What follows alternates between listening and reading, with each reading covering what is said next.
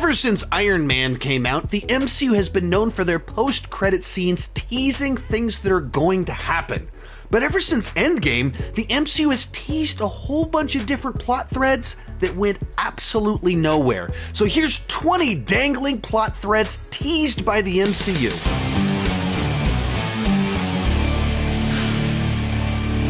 Hi, my name is Sean and I love to talk about movies and TV way too much. With that in mind, go ahead and...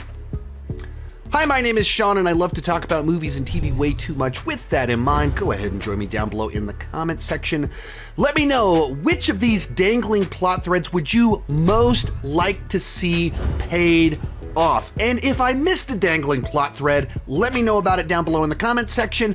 As we go into this, these aren't in any particular order. I'm just going through a long list of dangling plot threads, things that were teased that thus far have gone nowhere. Let's get started.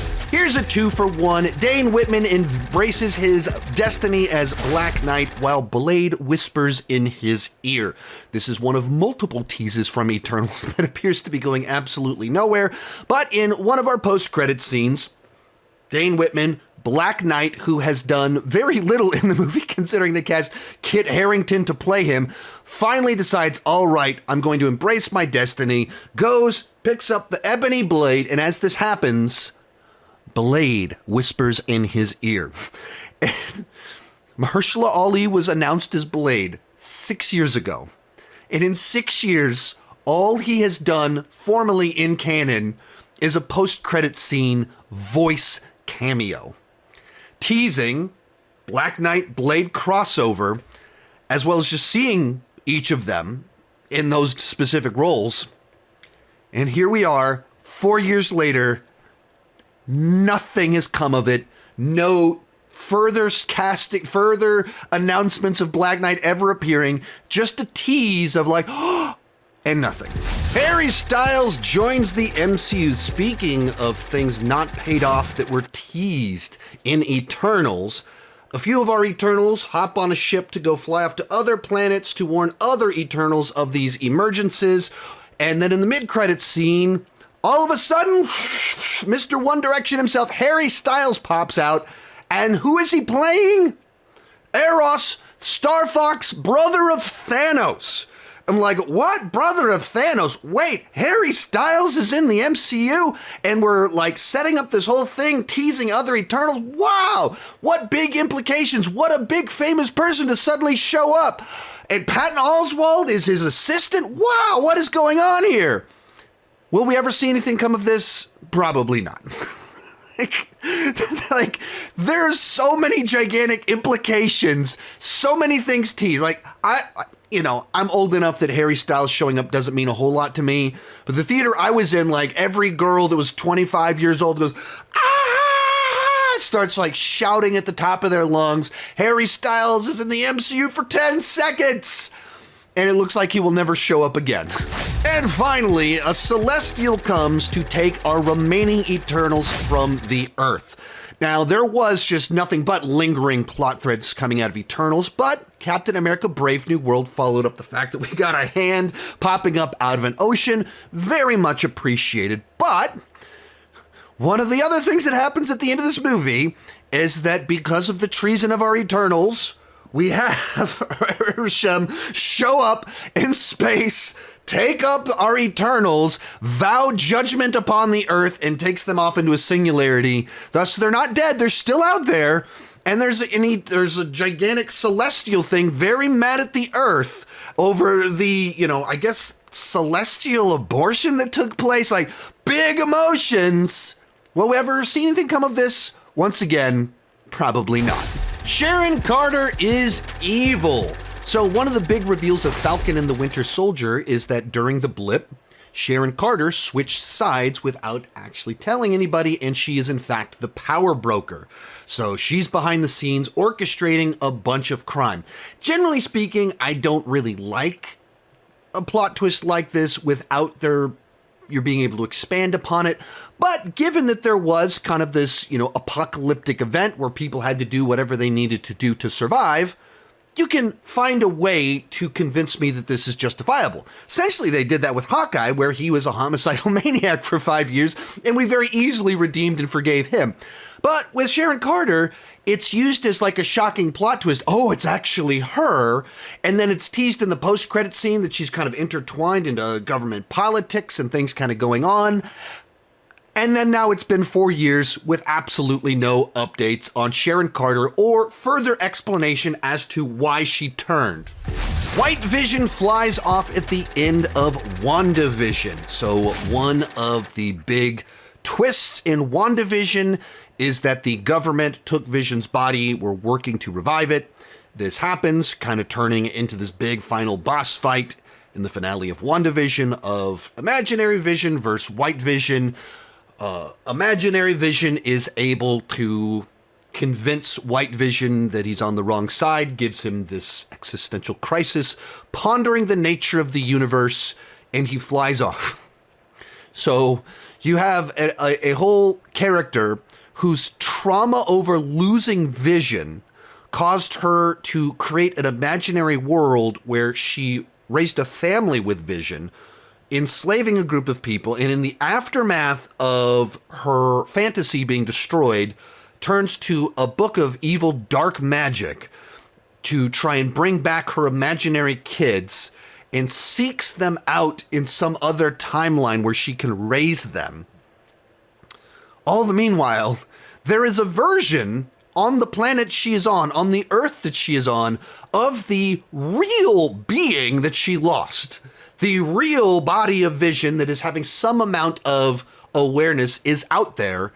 And 4 years later, we haven't followed it up yet. Like there's a TV show in the works, they're developing it, but in like 5-6 years after that tease, something will come of it. And thus far, it's just like, there's a Vision out there that we forgot about, and I guess Wanda forgot about, and thought it'd be easier to go multiverse than try and find that guy and, talk him into being her boyfriend again. Hercules seeks revenge on Thor in the Thor Love and Thunder post-credit scene because of what Thor did to Zeus. Zeus sends his son Hercules on a revenge mission, and he is played by Brett Goldstein, Roy Kent himself from Ted Lasso. So theoretically, there is a Hercules out for revenge against Thor, and they cast a familiar actor in the part.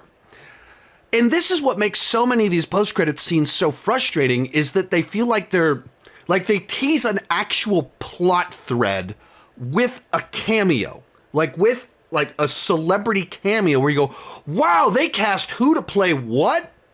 But it seems like there wasn't any intention to tell that story. Like there's no indication that we're going, this is like too big of a thing to just dangle out there with a face that people are like, wow, the guy from Ted Lasso is going to kill Thor. Wow. Well, no.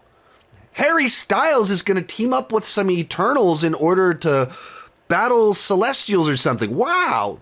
No.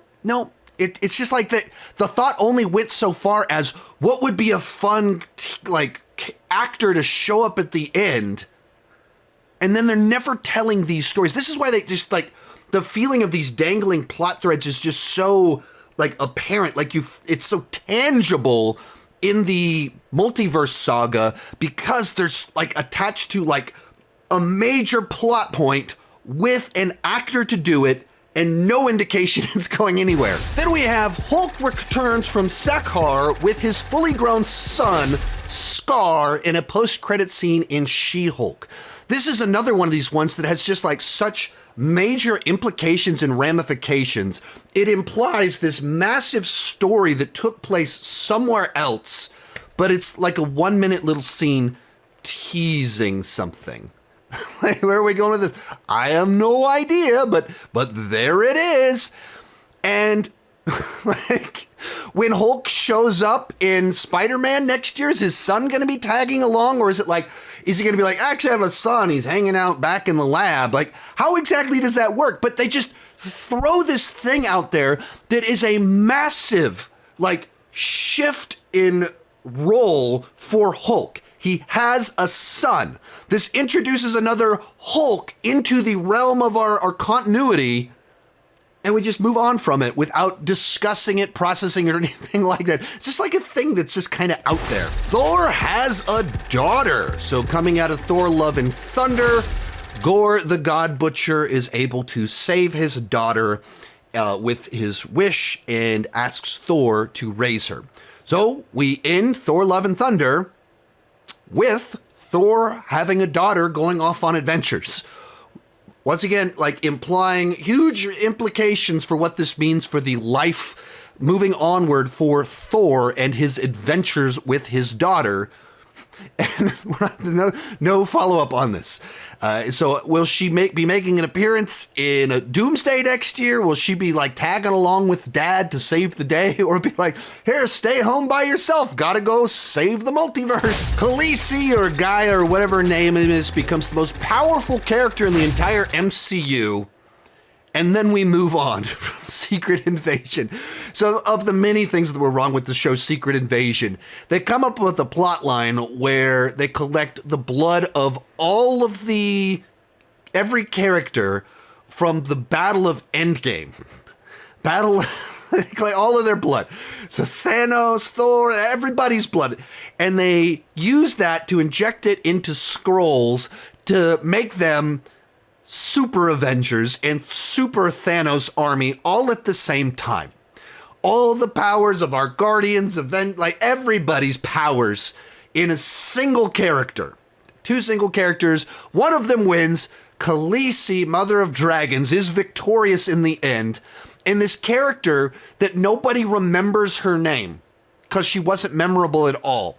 We just remember her as, well, the star of Game of Thrones, ended up in the MCU. She is like the most powerful character on Earth, maybe in the galaxy. And then we just like move on. Like this is just an Earth rule-shattering game changer, how powerful she is. And we move on. Like it's like they didn't even realize they'd accidentally created a character that powerful. A drop of the symbiote remained in Spider-Man No Way Home, in what was an incredible tease of a series of post-credits scenes. They had Tom Hardy, Venom, hop into the main MCU in a post-credit scene from Let There Be Carnage, shows up at a bar. Apparently, at one point in time, they did have plans to have Tom Hardy Venom show up in No Way Home and be kind of a part, like do it a big team up. We got multiverse Spider-Man plus Tom Hardy in there. And then they went, we really should just make this about the Spider-Man. So they decided not to do that. So what do? Post-credit scene him out of there and leave a drop of the symbiote behind, another Ted Lasso cameo in the sequence with the bartender, but just a little drop of symbiote remains. So we have symbiote on Earth, on our main sacred timeline. It's right there. Just nothing done. T'Challa has a son. This is a recurring theme in here that a whole bunch of our Avengers end up with a kid during Phase 4. It's like, let's give everybody a kid. Wanda's got a couple kids. Thor's got a kid. Hulk's got a kid. T'Challa's got a kid. Everybody's got a kid now. But this one doesn't bother me. This is like a tease or kind of emotional payoff that is a satisfying little, like, given the nature of what happened to Chadwick Boseman, what they did with the character, like a really sweet note to kind of end on, of continuation of legacy, living onward. And the original plot of Wakanda Forever was going to be a father-son story, whereas the first Black Panther was the story of T'Challa taking over from his father and learning to live in that legacy. Then the second one was going to be during the blip. While he was gone, turns out he had a son. His son is now almost 5 years old, and thus he missed the first several years of his life. And so learning to reconnect with the son that he wasn't able to raise, as the woman that he loved had moved on because he was dead. He was gone. That was the original plot of the story. And then obviously things had to change. And so this one doesn't bother me, but at the same time, it is kind of one of these things of like a dangling thread that's out there. It's not like you're looking at that being like, oh man, what are they doing with? They were teasing a story there, but there are big implications in the nature of Wakanda that their king had a son. Shang-Chi is taken by Wong in a post-credit scene in Shang-Chi.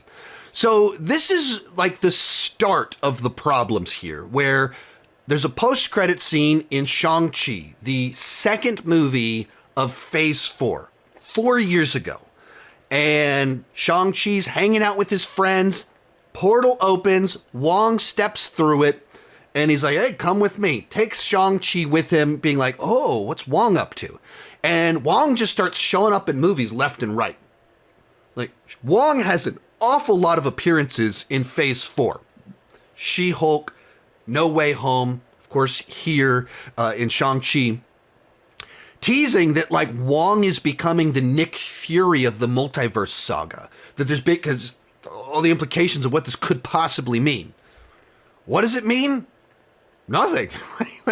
There's been absolutely no follow-up. We have no idea what that means, what they wanted to talk about, where that was going. Just kind of happened. Like, post credits, like, where did they think they were going with that? What is even being implied by that? And then our other She-Hulk post credit scene, Wong takes Abomination to Carmitage. Now, we'd established in Shang-Chi that there is a little bit of a rapport with them, of the two of them are fighting in these underground fight rings and stuff like that. And then She-Hulk kind of unpacks what Abomination has been up to for the last 15 years.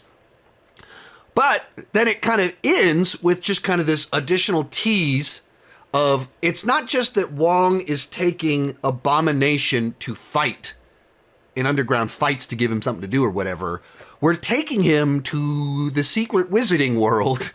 And the implication of the dialogue between the two of them is that it's long term and we're trying to figure out like accommodations and how he's going to stay there and everything like that. So like, what is Wong doing with a meal in Carmitage? Like, what is this? What is going on here? Where's this going? The Council of Kangs from Ant-Man and the Wasp: Quantumania. Now, of course, we know the backstory of what went on here, and kind of Loki indirectly closed this off, like as a Loki closed that off well enough. But it not exactly in the most direct or satisfying of resolutions. So obviously, Kang was supposed to be our big bad for the multiverse saga. Jonathan Majors was supposed to be the actor portraying it. And then Ant-Man and the Wasp: Quantumania wasn't well received. Jonathan Majors got himself into a lot of trouble. MCU did some course correcting and went in a totally different direction.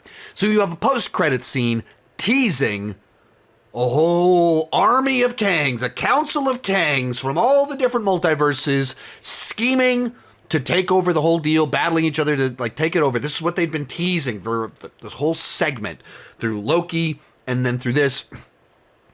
And then they course corrected, and so they end up using Loki season 2 and what Loki does as the way to be like, we resolved that. But it plays as like this really big, like, whoa, what's that happening? Loki closed it off over here doing something totally different. Mordo seeks to kill the sorcerers on Earth. This is an oldie, but the end credit scene for the first Doctor Strange teases Mordo being disenfranchised from his wizarding world over seeing the fact that these people that he respected were turning to the dark arts, breaking their own rules, becoming hypocrites in order to save the day. And so his belief in this system completely erodes and kind of goes like it implies that he's on this mission to go out and kill all of the sorcerers, greatly reduce the number of sorcerers for their abuses of the system, implying that Doctor Strange 2 will be him versus Doctor Strange. Obviously went in a totally different direction and it became a multiverse story, and even his function in the story for Doctor Strange 2 was from a multiverse, not the one from Earth. Thus, the idea that he's out there killing sorcerers is just a dangling plot thread. Charlize Theron takes Doctor Strange into the Dark Realm in a post-credits scene from Multiverse of Madness. Once again, we hire a big, gigantic actress to play a character with seconds of screen time, implying something massive.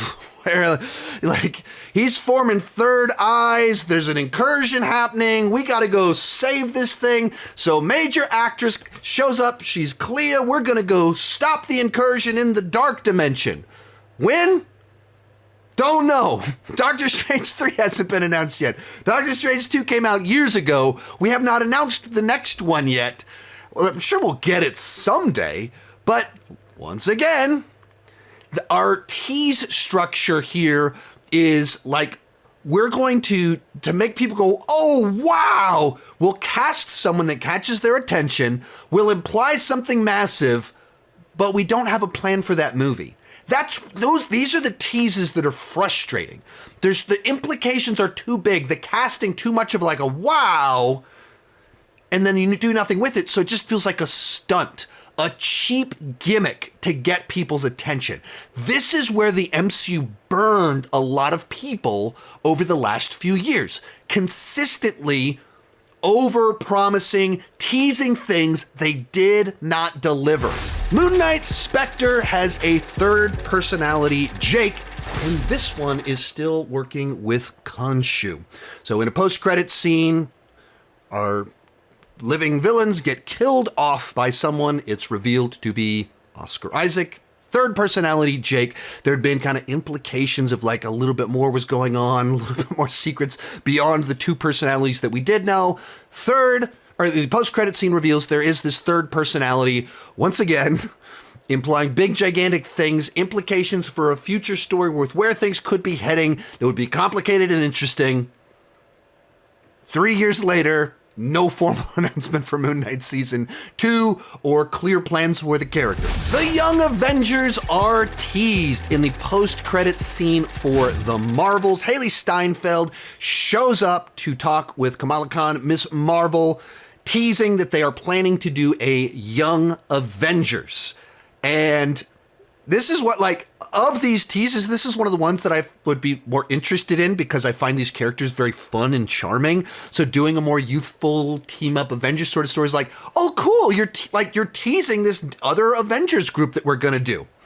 Well, they did tease that. I don't know if they're ever going to do it. I don't know if anything's going to come of this, but you teased it, like overtly teased. We're going to team them up. When, where, how, who knows? But once again, burning through credibility, making people excited for things you have no clear plan to do. Another oldie, Scorpion approaches Vulture about Spider-Man's identity.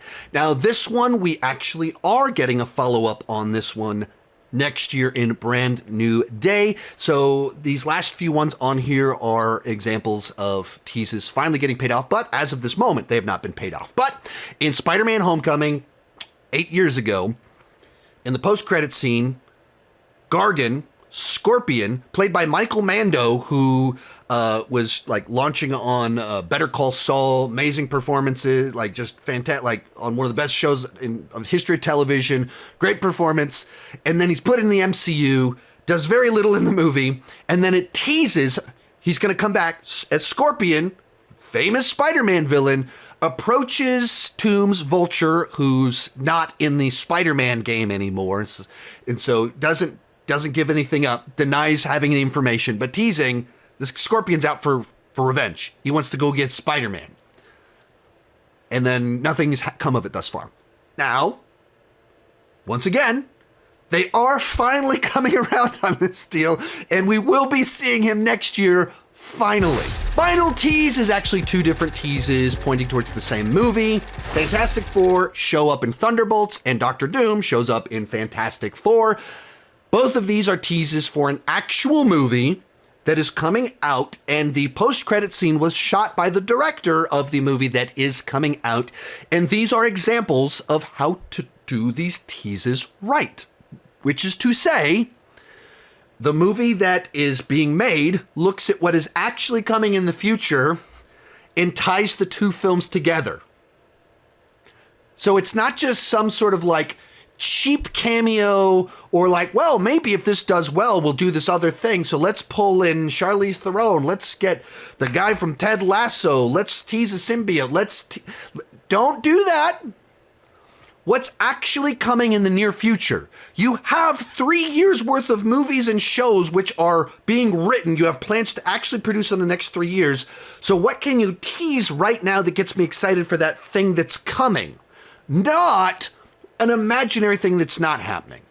When you watch Thunderbolts and you get to the post-credit scene, it both is an epilogue for the story we just watched, as well as a, how does this link to the future? And you go, oh, and you get excited, and it's based on something real. It's not a cheap gimmick.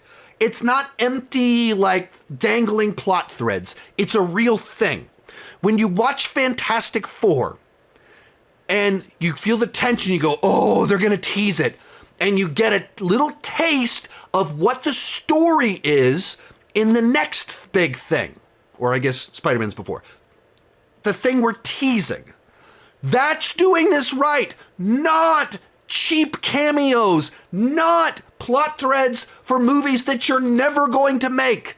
This is the stuff that we get excited about. This is most of what almost everything was in phases 2 through 3. Not the weird crap of, look everybody's got a kid now. Hey, this has happened, this like clear direction, focus, tying it together. That's what we want. And that's what you're starting to do again. Thank you, Marvel. Let me know which one of these you would love to see. And if I missed one, let me know down below, and keep talking movies and TV too much. Bye-bye.